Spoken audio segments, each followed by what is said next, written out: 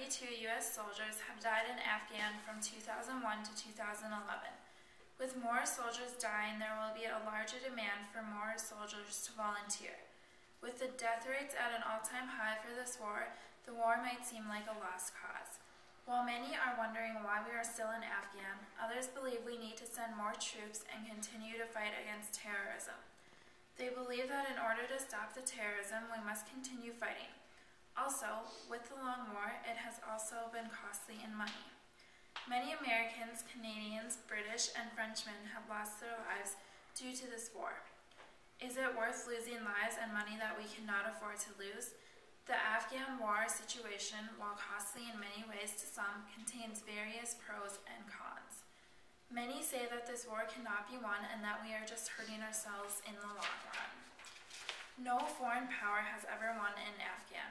I think it seems foolish to think that we can be the first nation to succeed in this part of the world when so many nations have fallen there before. I think we Americans need to take the warnings and exit. It is a death trap and we should avoid it.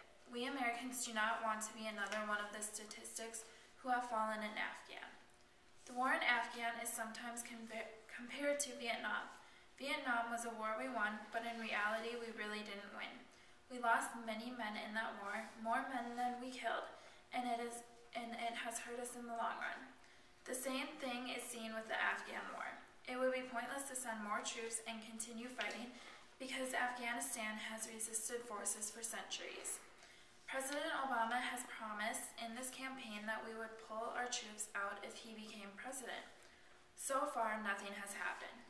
If Obama is to come through, the soldiers will return home to their families. The new government formed in Afghan is a failure. We have helped to create a democracy, but there are many people unwilling to accept these new changes, and the president is having a hard time controlling the nation. The government and people are so corrupt that it has become a lost cause, and it is hard for the democracy to survive in such a hostile place. With such an environment and people like this, it is only obvious that in the future danger will increase. In 2001, only 12 U.S. soldiers died. In 2006, 98 U.S. soldiers died. And in 2010, nearly 500 U.S. soldiers died. This shows how over the years casualties have increased dramatically. If these statistics continue, we will be expecting over 500 deaths of soldiers in just Afghan this year. Although there have been a lot of negative, there have also been great improvements in Afghanistan. While some think it may be foolish to stay in Afghan, others believe we should increase our numbers there. Ever since we have entered Afghan, it has not been an easy task, but over the years there have been many important achievements. For one, we helped develop a democracy for Afghan. With the development of a democracy, there have been an increase in schools and healthcare being made. There are also paved roads for the very first time. There has been a great development in Afghan, and that has much to do with our American soldiers. If we want to finish the other part of our mission, we need to send more troops. If we back out, we would not only be hurting Afghan and its civilians, we would also be hurting ourselves as well. Everything we worked for would dissolve, and we would also need to continue to get help from allies like Canada and Britain. If Canada and Britain were to back out, it would make our forces weaker. This would not only cause problems to Afghan, but to the vast numbers entering other countries. They would have to deal with many poor people looking for a place to live. Also, if we were to back out, there would be a large area that is lawless, and this area would be full of drugs and violence. And American soldiers are needed to continue to help the Afghanistan people to continue to fight the war on terrorism that many believe we are winning. There has been great progress and many think we are winning this war. Afghan today is a friend of the United States. There has been great progress to the public and economy in Afghan due to us.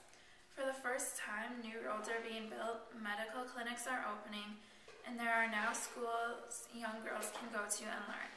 Upon all of that, we have finished what we have started. Another reason why we should stay is because we are helping many people. We have shut down the torture chambers and the children prisons. We do not want to back out and take another terrorist attack. We need to stay and support what we believe in by getting rid of all the terrorist groups. If we do not continue to fight, we could see a repeat, and there could be more events like this in the future that could be even worse. We need to pursue the terrorists, stay in Afghan, and end the war on terrorism once and for all. There are many pros and cons to the costly Afghan war situation. While many think that we should stay and continue to fight on terrorism, many think we should pull out. I, for one, see the pros and cons both ways. We have tried hard, but we are risking many soldiers' lives. We cannot afford to lose more soldiers or to use more money. With everything we have started, the Afghans should be able to finish. While America needs to figure out what its priorities are, should we stay and help others, or should we pull out and save soldiers' lives? Whatever decision we make will be full of consequences. Consequences that could have a long-term effect on Americans and even Afghans. Or will we continue to fight or back down? Will America stand strong, or will Afghan rise over us? Only the future holds the answer.